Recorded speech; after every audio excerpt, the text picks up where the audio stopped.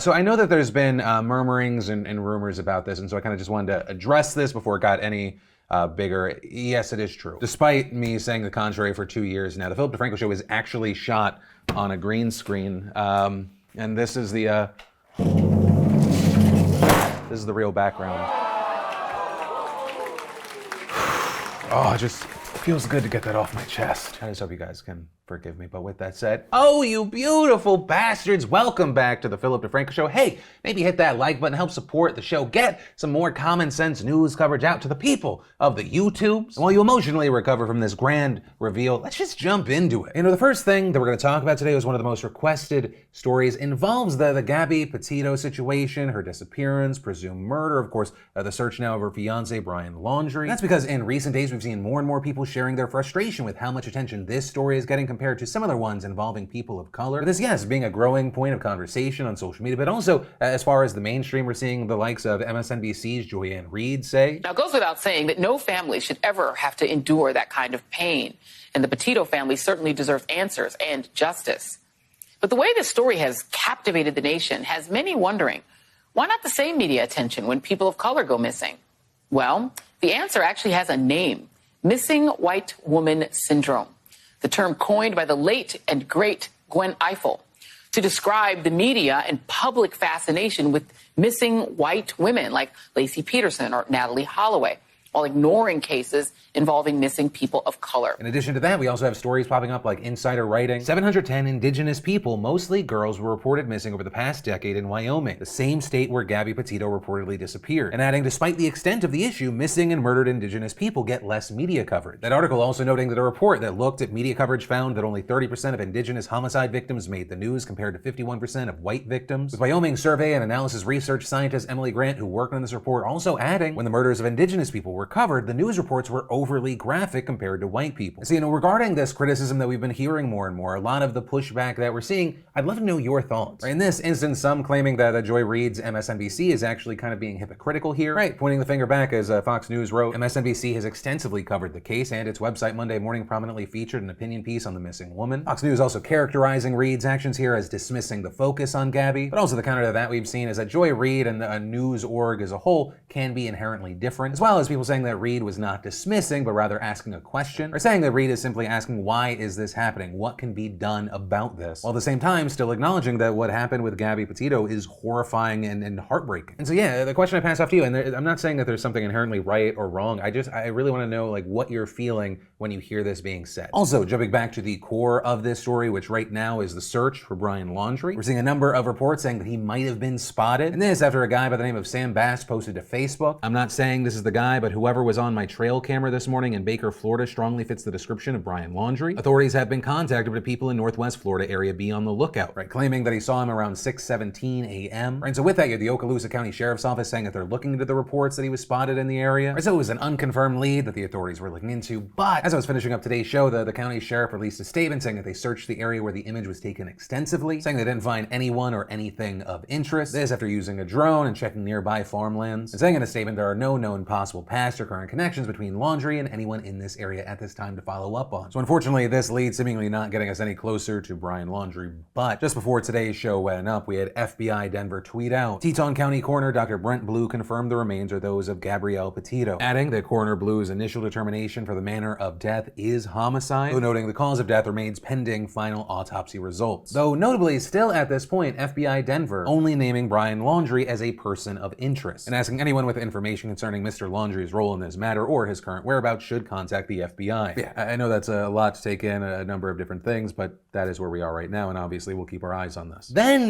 remember Dr. Alan Braid? We talked about him yesterday. He wrote that Washington Post op-ed. He's a Texas physician who said that he performed an abortion in violation of the state's new 6-week ban, with one of the big questions being, okay, is someone going to sue him? Who is going to do it? Because under this new law, it allows civilians to file lawsuits against anyone, absolutely anyone who helps a person obtain an abortion after 6 weeks. And that would absolutely be massive because it would be the first first test case of the nation's most restrictive abortion law. And the big update today is there have now been at least 2 lawsuits filed against Reid, but interestingly enough, not by anti-abortion groups or even anyone in Texas. One lawsuit was filed by Oscar Stilley, which is incredibly notable because he's a former lawyer from Arkansas who was disbarred and convicted of tax evasion and is currently in home confinement serving a 15-year sentence. While Stilley here is suing Reid for $100,000, he told reporters that he didn't have strongly held views about abortion and that he filed the suit in part because, as mandated by the law, he could receive at least $10,000 if he won. Saying here that he is not pro-life and that the decision should be between a woman and her doctor. Even going on to add that it was necessary to challenge the law on its merits, adding, if the law is no good, why should we have to go through a long, drawn-out process to find out if it's garbage? And then the second lawsuit that was filed against Reid was brought by another attorney in Illinois by the name of Felipe Gomez, and there appears to be a trend because, as it turns out, Gomez was also disbarred in the state, though he was disbarred after other lawyers accused him of sending harassing and threatening emails. And in his complaint, Gomez, who explicitly lists himself as pro-choice plaintiff, states that he believes Reid did not violate Roe v. Wade and that the act is illegal as written and as applied here until Roe v. Wade is reversed or modified, and adding that he seeks the court to declare the act to be illegal as written and or as applied, with Gomez also telling reporters that he thinks the law is a form of government overreach and views the lawsuit as a way to hold Republicans in Texas accountable, adding, if Republicans are going to say nobody can tell you to get a shot, they shouldn't tell women what to do with their bodies either. I think they should be consistent. And so, boom, there we go. The first challenges to this law are playing out in a very, very unusual and bizarre way. Also, of note with this story, I was very interested to know where you guys land on this topic. And this morning on the community page, I asked you, beautiful bastards, as well as to a smaller extent, greater YouTube, what are your thoughts on this new Texas law? And as of recording this, 96% of you are against the new Texas law. With some of the top comments including, there is no excuse for an anti-abortion law of this nature. It's unfathomable to me that people can actually support something like this with no exceptions for rape or incest. Some saying it's just insane that the people that are suing are outside of Texas. And really, I think hitting the nail on the head, you had Hannah Wilson saying, this law is just the appetizer for the real challenge against Roe v. Wade in the Supreme Court, and I'm terrified. And yeah, if you didn't get to take part in the poll, if you want to make sure you never miss that or a show, text me right here, 813-213-4423, and or 2, feel free now to leave your thoughts and opinions in those comments down below. But from that, I want to take a second to thank the fantastic sponsor of today's show, the new and improved Phil.Ting.com. You know, cutting your phone bill in half has never been easier with Ting Mobile's new smarter plans. I've talked about it before, but since switching over to Ting's Unlimited Pro plan, I save around $42 a month compared to my previous provider. It was incredibly easy, and I have the same coverage as before. The only thing that changed is I have a lower monthly bill. Right, you can get talk and text for only $10 a month, 5 gigabytes for $25, 12 gigabytes for $35, and even unlimited from $45.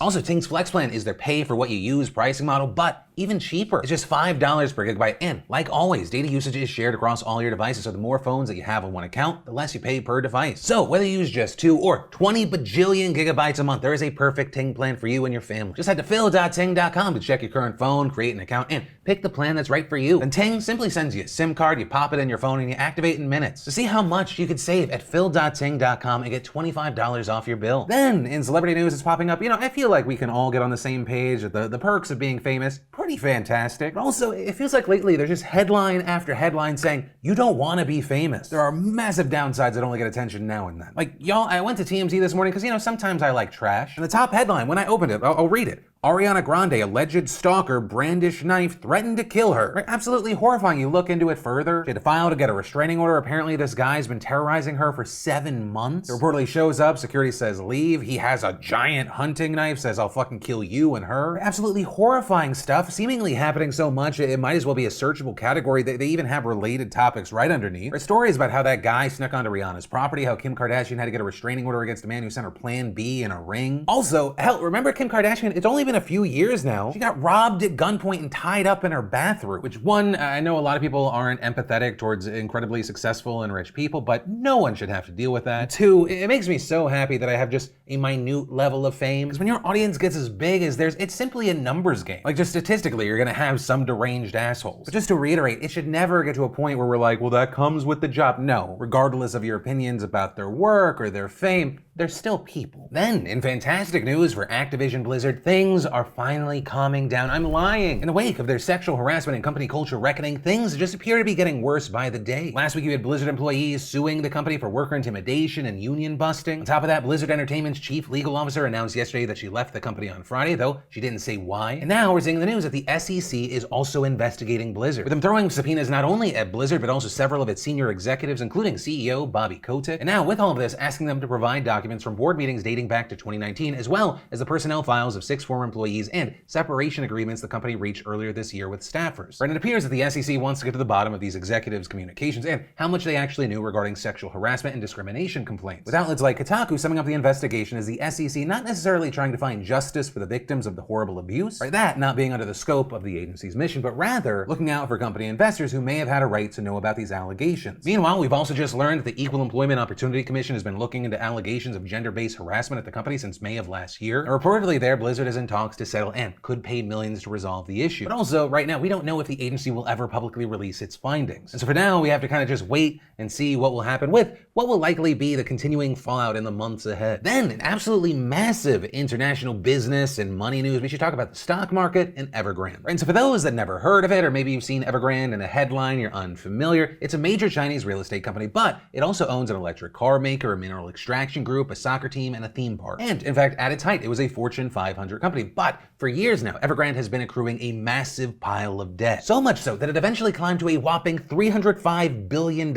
or equivalent to 2% of China's GDP. And as far as how the hell it got there, that largely comes down to the company's business model. Essentially, they were incredibly aggressive borrowing money and buying land to develop homes. And while that wasn't such a huge deal to Chinese regulators at first, last year, regulators imposed a 3 red line system on developers and their borrowing habits, making it so that the more you owed, the less you'd be allowed to borrow. And notably, Evergrande crossed all 3 of those red lines, so regulators barred it from borrowing any more money. So Evergrande is like, oh shit, what do? We need a way to generate income if we want to stay afloat. And so what they did is that they pre-sold more than 1.4 million apartments that they hadn't yet finished. So in other words, Evergrande stopped borrowing money from the government, yes, but they essentially started borrowing from everyday homeowners, asking them to go ahead and pay these major deposits before their homes were actually completed. And so surprisingly, that ended up being a massive disaster. Some people have been waiting now for years for their homes to be ready. And in fact, at one point, Evergrande became so strapped for cash that they forced their own employees into a corner, telling them, hey, you, the employee, need to provide the company with a short-term loan or you're gonna lose your bonus. Right, so all of a sudden you had these everyday people going out and taking out loans for Evergrande. And so with all that uncertainty and just general insanity, Evergrande's stock value has been steadily falling for over the past year, down from around $4 last September to now just 30 cents today. And to make matters worse, which is quite a feat considering everything we just talked about, the news we're seeing now is that Evergrande likely will not be able to meet more than $80 million in interest payments due later this week. Alongside that, earlier this month, it also stopped paying back the loans from its employees. And hey, well, obviously this is horrible news for the homeowners as well as the company's employees.